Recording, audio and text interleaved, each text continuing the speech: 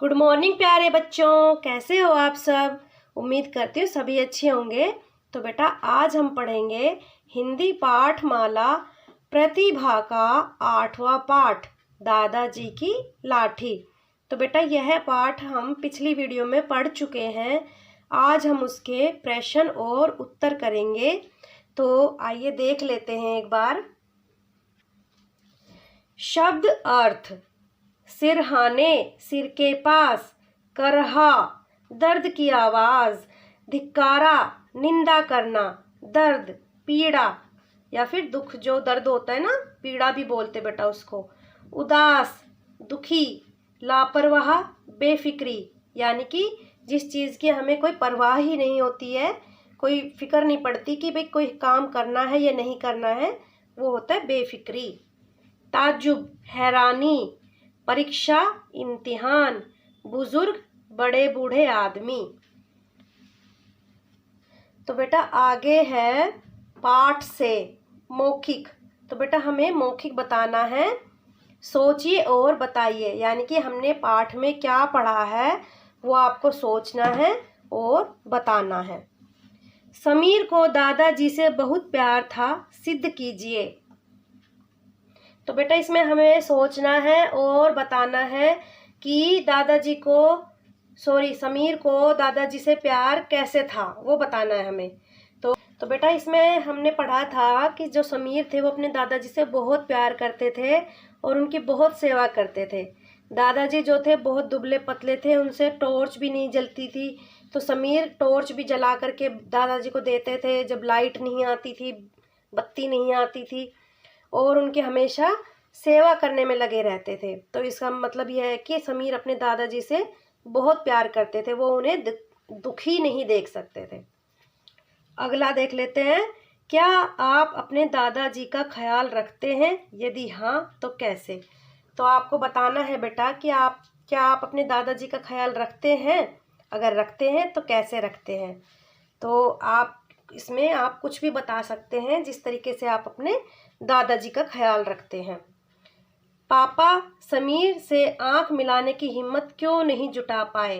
तो हम इसमें बोलेंगे कि पापा समीर से इसलिए आंख मिलाने की हिम्मत नहीं जुटा पाए क्योंकि जो पापा थे वो मतलब एक छोटे से बच्चे समीर के मुंह से यह सुनते हैं कि क्या पापा जब आप बुजुर्ग हो जाओगे तो क्या हम भी ऐसे ही करेंगे।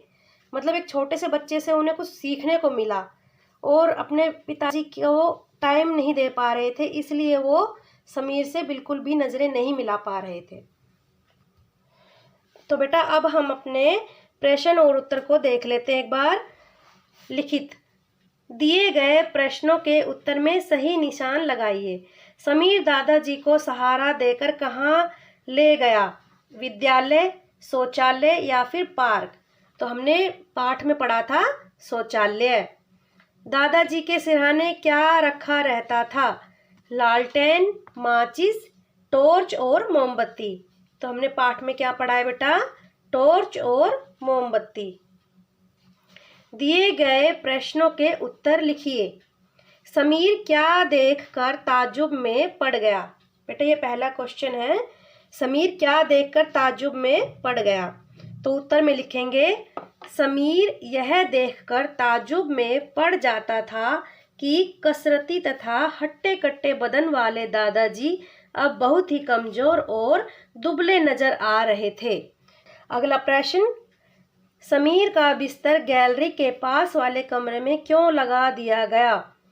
उत्तर में लिखेंगे समीर का बिस्तर गैलरी के पास वाले कमरे में इसलिए लगा दिया गया था क्योंकि समीर की नींद और पढ़ाई दादाजी के कमरे में ठीक से नहीं हो रही थी। अगला प्रश्न लिखेंगे बेटा, समीर के पिता खुद को धिक्कारते हुए क्या सोचने लगे? उत्तर में लिखेंगे समीर के पिता खुद को धिक्कारते हुए यह सोचने लगे कि बुजुर्गों को केवल दवा और खाना ही नहीं, अपनों के प्यार और साथ की भी जरूरत होती है। तो बेटा यह थे हमारे पाठ में से प्रश्न और उत्तर। अब आगे देख लेते हैं। पाठ से आगे तो बेटा ये है प्रश्न पाठ में से नहीं है, यह अपनी तरफ से क्वेश्चन बुक में बनाया गया है। आपको क्वेश्चन पढ़ना है और उसका जवाब देना है। आप अपने दादा दादी जी के साथ कैसा व्यवहार करते हैं तथा उनके लिए क्या करना चाहते हैं। तो बेटा मैंने यहाँ पर लिखा है, आप अपने हिसाब से कुछ भी लिख सकते हैं। जैसा आप अपने दादा दादी के साथ व्यवहार करते हो उसी तरीके का आपको यहाँ पर लिखना है। मैंने लिखा है, मैं अपने दादाजी से बहुत प्यार करता हूँ, उनकी बहुत देखभाल करता हूँ और उन्हें जिन चीज़ों की ज़रूरत होती है उनका पूरा ध्यान रखता हूँ। ठीक है बेटा, तो आप अपने हिसाब से यहाँ पर लिख सकते हैं। लिंग और विराम चिन्ह। शब्दों के लिंग का पता क्रिया और विशेषण के द्वारा किया जाता है। जैसे पंखा चल रहा है, पुल्लिंग। यह लंबी मेज है, स्त्रीलिंग। अब आप लिंग के आधार पर मिलान कीजिए। यह बड़ा कमरा है, तो बेटा कमरा है तो कमरे को हम क्या बोलेंगे, स्त्रीलिंग तो नहीं बोलेंगे, क्योंकि कमरा है तो वो होगा पुल्लिंग। ठीक है बेटा। यह दरवाज़ा टूट गया है, तो दरवाज़ा भी क्या है, पुल्लिंग है। ठीक है बेटा, तो यहाँ पर कमरा और दरवाज़ा पुल्लिंग है, स्त्रीलिंग नहीं है, तो हम यहाँ पर पुल्लिंग पर इसका मिलान कर देंगे। उनकी आंखें काली है, मुझसे दवाई गिर गई। तो बेटा दवाई और आंखें क्या है, स्त्रीलिंग है। ठीक है बेटा, तो हम यहाँ पर स्त्रीलिंग पर इसका मिलान कर देंगे। तो बेटा हमें यहाँ पर चीज़ों को देखकर ही पता लगा लेना चाहिए कि यह स्त्रीलिंग है या फिर पुल्लिंग है। तो बेटा आगे देख लेते हैं एक बार। पढ़ते व लिखते समय वाक्यों में रुकने के लिए लगाए गए चिन्हों को विराम चिन्ह कहते हैं। विराम चिन्ह इस प्रकार है, रुकने के लिए पूर्ण विराम, थोड़ा रुकने के लिए अल्प विराम, प्रश्न पूछने के लिए प्रश्नवाचक चिन्ह, विस्मय के भावों की जानकारी देने के लिए विस्मयादि बोधक चिन्ह, शब्दों को जोड़ने के लिए योजक चिन्ह, किसी व्यक्ति के कथन को उसी रूप में लिखने के लिए उद्धरण चिन्ह। विराम चिन्ह के बारे में कि अगर हम कोई भी बात को लगातार लिखते ही जाएंगे, रुकेंगे नहीं, तो हमें पता ही नहीं चलेगा कि हमने लिखा क्या है। किसी को समझ में ही नहीं आएगा पढ़ने वाले को कि हमने क्या लिखा है, क्योंकि हमने वहाँ पर कोई चिन्ह दिया ही नहीं है। इसलिए अगर बेटा हमारी कोई बात पूरी हो गई है, वाक्य पूरा हो गया है, तो हमें वहाँ पर पूर्ण विराम लगाना है। और अगर हमने एक शब्द बोला फिर दूसरा बोला या थोड़ा रुक गए, उसके लिए हमें अल्प विराम लगाना होता है, ये वाला अल्प विराम जिसको हम कोमा बोलते हैं। और जब हम किसी से कोई प्रश्न करते हैं कि क्या तुमने खाना खाया, तो वहाँ पर हम प्रश्न कर रहे हैं तो हमें प्रश्नवाचक चिन्ह का प्रयोग करना चाहिए।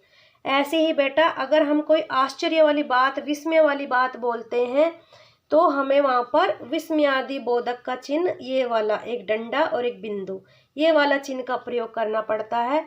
जैसे अरे तुम वहाँ पर नहीं गए, आहा कितना सुंदर दृश्य है। तो ऐसे अगर हम लिखेंगे इस चिन्ह के साथ तो बहुत ही सही शब्दों में वो हमारा वाक्य लिखा जाएगा।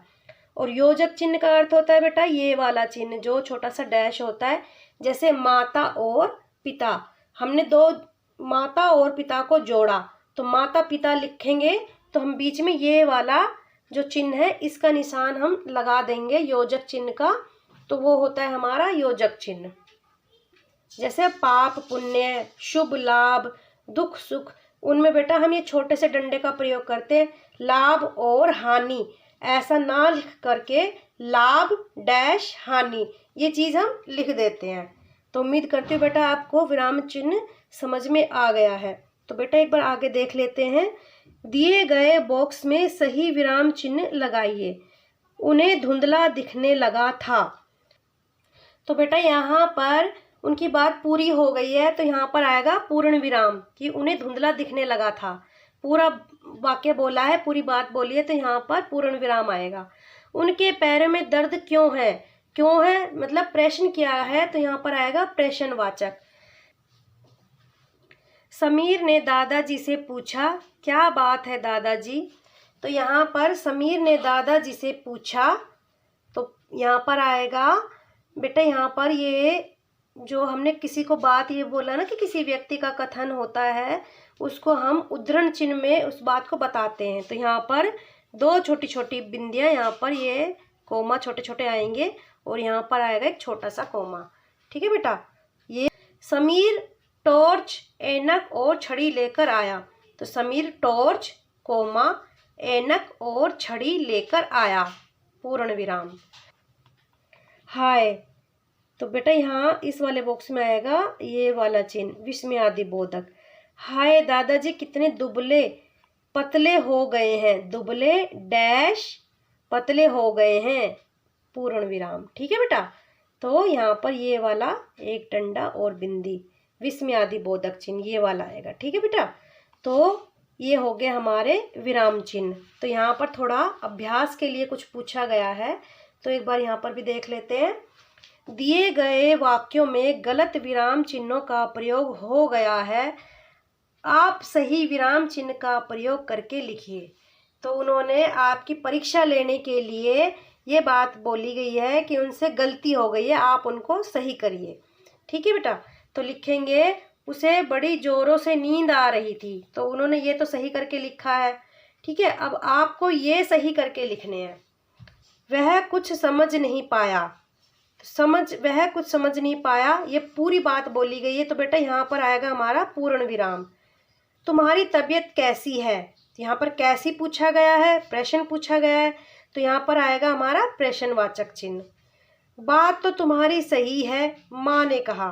ठीक है बेटा। तो यहाँ पर क्या आएगा, यहाँ पर आएगा ये वाला जो हमने उद्धरण चिन्ह पढ़ा था ना, ये वाला जो हम किसी बात को रखते हैं तो उद्धरण चिन्ह के बीच में रखते हैं किसी बात को। ठीक है बेटा। तो यहाँ पर हमने तुम्हारी बात तो सही है, मतलब ये बात बोली गई है माँ ने, तो यहाँ पर इसको हम उद्धरण चिन्ह के बीच में रखेंगे, माँ ने कहा। तो यहाँ पर ये वाला प्रश्नवाचक नहीं आएगा, पूर्ण विराम आएगा। दादाजी कितने कमज़ोर हो गए हैं, तो यहाँ पर इन्होंने यह वाला चिन्ह लगाया है, योजक चिन्ह, ये नहीं आएगा। ये बात पूरी बोली गई है, पूरा वाक्य है, दादाजी कितने कमज़ोर हो गए हैं, तो यहाँ पर पूर्ण विराम आएगा। तो बेटा यह थे हमारे दादाजी की लाठी के प्रश्न और उत्तर। उम्मीद करती हूँ बेटा आपको अच्छे से समझ में आ गया है। अगर वीडियो अच्छी लगी हो तो एक लाइक ज़रूर करना, चैनल को सब्सक्राइब करना। जय हिंद, वंदे मातरम।